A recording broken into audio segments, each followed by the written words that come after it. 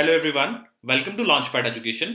आज हम बात करने वाले हैं बहुत ही इंटरेस्टिंग और इम्पोर्टेंट टॉपिक पर जिसका नाम है right to privacy. No, right to privacy is no more a simple right, it is fundamental right. Puttaswamy judgment में honourable supreme court held that right to privacy is the fundamental right. So we will be discussing right to privacy, privacy word की सारी dimensions, उसके अलावा Puttaswamy judgement के बारे में बात करेंगे और बीएन श्री कृष्ण कमेटी जो कॉन्स्टिट्यूट की गई थी पर्सनल डेटा प्रोटेक्शन बिल को ड्राफ्ट करने के लिए। Along with that, we will also see what is Personal Data Protection Bill.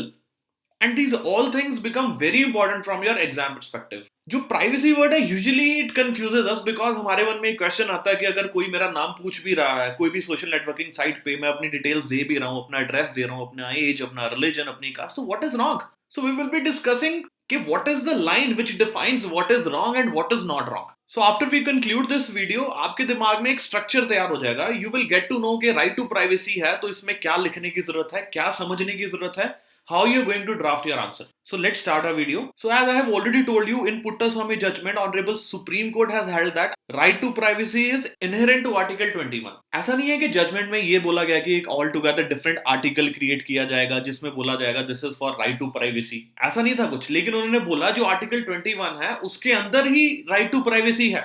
Article 21 says that no person shall be deprived of his life or personal liberty except according to procedure established by law.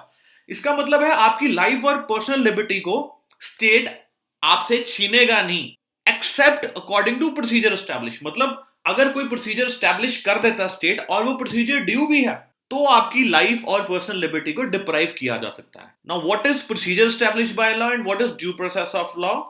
We have explained this in another video जिसका link आपको description box में मिल जाएगा, which is Maneka Gandhi के। सो बात कर रहे थे हम पर्सनल लिबर्टी एंड लाइफ की। सो अब ये जो टर्म लाइफ है, it includes all those aspects which go to make a man's life meaningful, complete and worth living. मतलब प्राइवेसी एक ऐसी चीज है जो इंसान की लाइफ को कंप्लीट बना रही है, मीनिंगफुल बना रही है और वर्थ लिविंग। सो हेंस इसको डिफाइन किया गया आर्टिकल 21 के अंदर। So now next is privacy word का मतलब क्या है? अक्सर हम अपनी फैमिली में भी बात करते हैं, अपने पार्टनर के साथ भी, अपने फ्रेंड्स के साथ भी, कि I need my personal space, I need my private space. Now what is that private space? It is basically we are asking for privacy. So privacy is a state in which one is not observed और disturbed by other person. मतलब you are in a state जहां पर ना कोई आपको observe कर पाए और ना कोई डिस्टर्ब कर पाए। So legally it is right to be let alone और फ्रीडम फ्रॉम इंटरफेरेंस और इंट्रूजन। तो अभी तक हम इतना समझ गए आर्टिकल 21 क्या है, which is talking about life and personal liberty. और लाइफ की डिमेंशन में है those aspects which makes man's life meaningful, complete and worth living. उसमें हम क्वालिफाई करवा रहे हैं प्राइवेसी को। और प्राइवेसी क्या है? Right to be let alone. Now we will see what are the different dimensions attached to the concept of privacy. कभी हम बात करते हैं अपने बायोमेट्रिक्स की, कि आधार कार्ड में हम अपने बायोमेट्रिक्स दे रहे हैं, फिंगरप्रिंट्स दे रहे हैं। कभी हम बात करते हैं अपने सोशल मीडिया हैंडल्स की जहां पर हम अपना सारा डेटा दे रहे हैं एंड हम बोल रहे हैं शायद उस डेटा को थ्रेट है। कभी हम बात करते हैं अपनी इंटरनेट बैंकिंग में पासवर्ड्स देने की, कभी हम बात करते हैं अपनी व्हाट्सएप चैट की, कभी हम बात करते हैं गूगल लोकेशन सेटिंग्स की। सो ये सारी हम बात करेंगे राइट टू प्राइवेसी की डायमेंशंस में। सो पहले पॉइंट पे हम आते हैं which is privacy of the body. अब प्राइवेसी ऑफ द बॉडी क्या हो गया? That your body is only yours and no one can intrude, invade your body. अब उस बॉडी में क्या आ जाएगा? Not only the sexual exploitation of the body but also each and every aspect related to your body.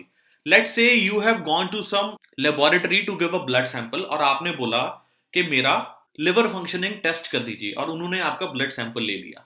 Now this is your right to privacy कि वो liver functioning test ही देखें कि उसमें क्या प्रॉब्लम है क्या नहीं है।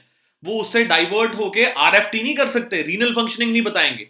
If they are going to do that, that means invading your body. So which is infringing your privacy of the body. Similarly, your identity, who you are, what is your name, what is your gender, what is your religion, what are your inclinations towards a political party, and what are your aversions, what are your likings, what are your dislikings. These all aspects are covered under privacy of identity. So next is privacy of correspondence. अब ये correspondence क्या है कि हम चार जने आपस में बैठे बात कर रहे हैं तो वो सारी कन्वर्सेशन हम रिस्ट्रिक्ट रखना चाहते हैं अपने आप तक।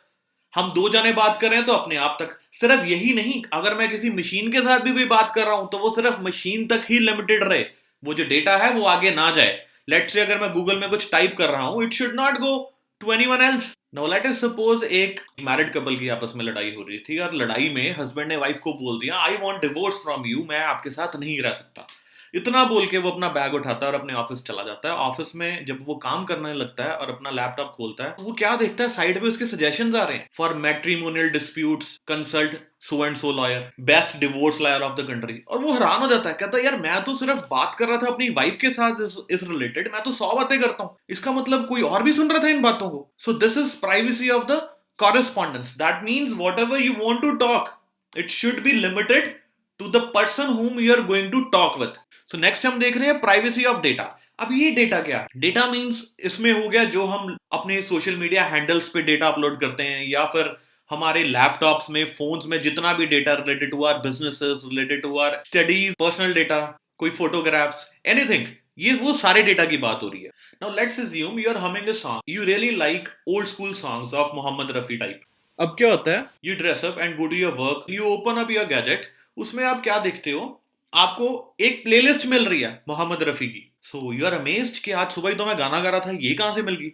सो that means there must be someone who was listening. उसके साथ साथ क्या हो रहा है, सिर्फ वो ही नहीं, आपको आतिफ असलम के भी मिल रहे हैं। अब आप हैरान हो कि मैं तो अगर गाना भी गा रहा था सिर्फ, तो मोहम्मद रफी का गा रहा, तो आतिफ असलम का कैसे आ गया? सो देन यू रियलाइज मैंने अपनी फेसबुक प्रोफाइल में, अपनी लाइकिंग्स में आतिफ असलम पे लाइक किया हुआ है और मैं उसके सॉन्ग्स भी शेयर करता हूं। So that means there is no privacy of the data, someone is doing surveillance on that. So this is infringement of your data. So your next is privacy of the location. Identity we have already done. Privacy of the location में क्या होगा, आप Google Maps on करके रखते हो, that means आप कहीं भी जा रहे हो, there is a complete record, कहाँ ट्रैवल करते हो आप, कहाँ ट्रैवल नहीं करते हो। Let's suppose you are traveling from A to B to C to D. So ये सारा रिकॉर्ड एक डेटा का रूप ले लेता है। So again, this can be used. For example, you're a media person and state is having surveillance on you. So from that Google Maps, state can get to know आप कहाँ travel कर रहे हो, कहाँ नहीं कर रहे हो, क्या आपकी location बोल रही है, just to keep check on you and create that surveillance and censorship on you. So your next is privacy of the finances and the territory. So these are simple aspect: finances, how much money you have, where you don't have. Of course, the legal sources I'm talking about. Then privacy of the territory. It is with respect to the area in which you live, the home particularly. So now we will do what is the importance of these rights and what are the concerns with respect to that. अब छोटी सी बात ये है कि when you know कि someone is having a watch on you, you are under surveillance. What will happen? You will try to censor yourself. Probably आपके मन में ये फियर होगा कि आज अगर गानों की बात कोई सुन रहा है, मेरी वाइफ के साथ जो झगड़ा हो रहा है उसके बारे में कोई सुन रहा है, तो शायद अगर मैं किसी गवर्नमेंट को क्रिटिसिज्म कर रहा हूं तो पॉसिबली वो भी गवर्नमेंट तक पहुंच सकता है। तो और गवर्नमेंट अगर अथॉरिटेरियन हो जाए, टोटलिटेरियन हो जाए, तो आपका नुकसान भी हो सकता है। सो क्या होगा, it is creating a chilling effect on whatever you want to say. So you will never be able to enjoy the liberty which is a fundamental right. Absence of it leads to suppression of dissent and censorship. Now question comes कि अगर ये data लेके अगर मुझे playlist recommend भी की गई या फिर कोई अपनी सर्विसेज भी मुझे ऑफर कर रहा है, ये तो फिर अच्छी बात है, they are facilitating what I want to do. But बात यहां तक खत्म नहीं होती। आज आप शायद सर्च कर रहे हो जो चीज आपको चाहिए, दैट मीन्स वो सर्च जो चीज आपने की है उसके ऊपर किसी की सर्वेलेंस थी। सो दैट मीन्स आप कुछ भी लिखोगे अपने लैपटॉप पे, अपने मोबाइल पे, तो वो कोई ना कोई तो देख रहा है। सो क्या कौन डिफाइन करेगा कि क्या प्राइवेट है क्या नहीं प्राइवेट है? आपकी तो हर एक चीज, प्राइवेट डायमेंशन, पब्लिक डायमेंशन, सारी उनके पास चली जाएंगी। I am talking about the data company. So this is where privacy comes into picture. So through data mining and breach of data, journalists and human right activists can be put under an invisible prison of surveillance. Moreover, आपके biometrics आपने आधार में दे दिए, अब उसका एक data bank होगा जहां पर सारे वो बायोमेट्रिक्स स्टोर्ड हैं, आपके फिंगरप्रिंट्स, आपके आइरिस स्कैनिंग, और आजकल जो गैजेट्स हैं, हाई टेक्नोलॉजी गैजेट्स, उसमें भी आपकी आइरिस स्कैन होके फिर आपका लॉक खुलता है। फिंगरप्रिंट दोगे तो खुलेगा, थंब प्रिंट दोगे तो खुलेगा, फेस रिकॉग्निशन से वो वर्क करेगा। सो अब ये डेटा जो आपका आधार में सेव्ड है, अगर वो लीक हो जाए, सो आपके पर्सनल स्पेस में इन्फ्रिंज हो सकती है, आपकी इंपॉर्टेंट कॉन्फिडेंशियल डॉक्यूमेंट्स लीक हो सकते हैं, आपके फोन में कोई इन्फ्रिंज कर सकता है। सो this is what is malware. So it has posed a greater risk to biometrics data. Large collection of information about you and your online habits has become an important source of profits.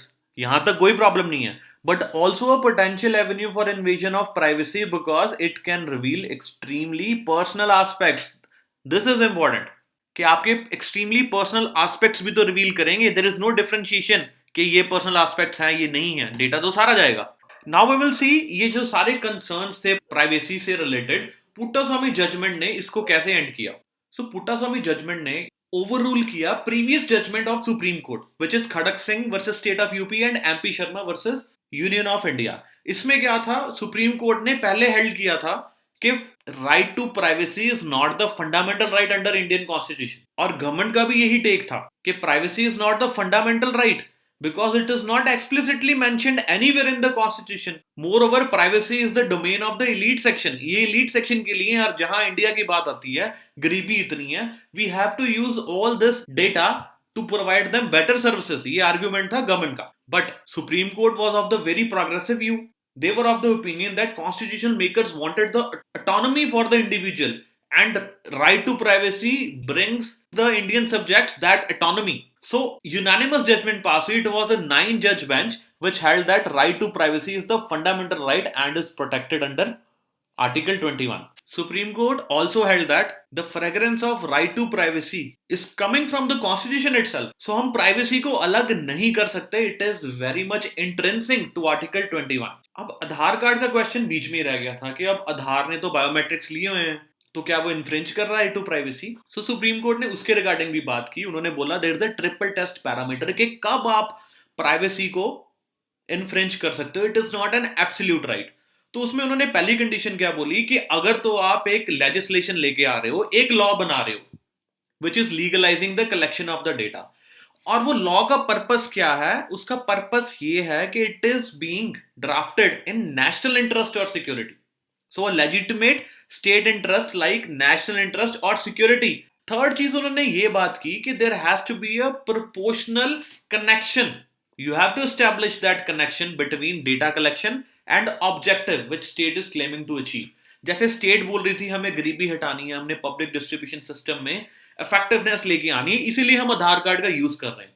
Moreover उन्होंने बोला एक legislation भी लेके आए हैं, so it is in interest of the nation. So Aadhaar card को सही ठहराया गया। सुप्रीम कोर्ट ने यह भी बोला that one can make the state accountable and seek justice in case of any infringement in private zone and in case of unnecessary surveillance without her consent. Supreme Court ने यह भी बोला कि अब अगर आपका राइट टू प्राइवेसी इन्फ्रिंज हो रहा है, आप पे सर्वेलेंस रखी जा रही है without your consent, then you can seek redressal with respect to that. So these were the basics with respect to Puttaswamy judgment. Now we will see BN Shri Krishna committee. अब Puttaswamy judgment तो आ गई थी, अब उसके regarding कोई legislation भी तो होनी चाहिए थी। अब उसको फैसिलिटेट कैसे किया जाए, Now this is where BN Shri Krishna committee comes into picture.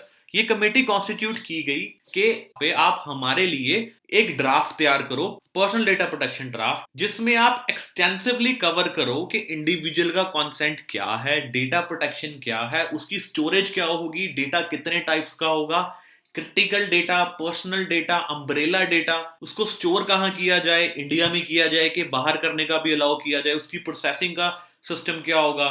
इसके regarding BN Srikrishna committee ने सारा डिफाइन किया in a very detailed report. उसमें उन्होंने एम्फसिस किया interest of citizens and the responsibility of the state. BN Srikrishna थे कौन? Retired Supreme Court जज to study data protection framework and submit report on the same. अब जब उन्होंने अपनी रिपोर्ट सबमिट कर दी, उसके बाद गवर्नमेंट लेके आई personal data protection bill. It is yet to be passed, 2019 में इंट्रोड्यूस हुआ।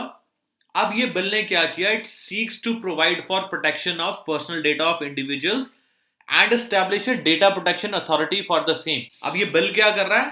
एक फ्रेमवर्क डिजाइन कर रहा है। उस फ्रेमवर्क में क्या किया जाएगा?